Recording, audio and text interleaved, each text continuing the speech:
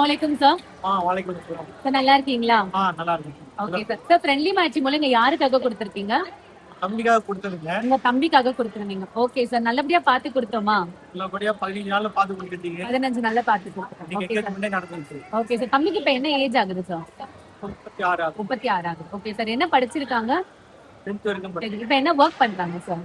Driving commerce இருக்கு. டிரைவிங்ல car ஃபீல்ட்ல இருக்காங்க. Okay sir. சாட்டிஸ்ஃபைடா கொடுத்தோமா அலைன்ஸ்?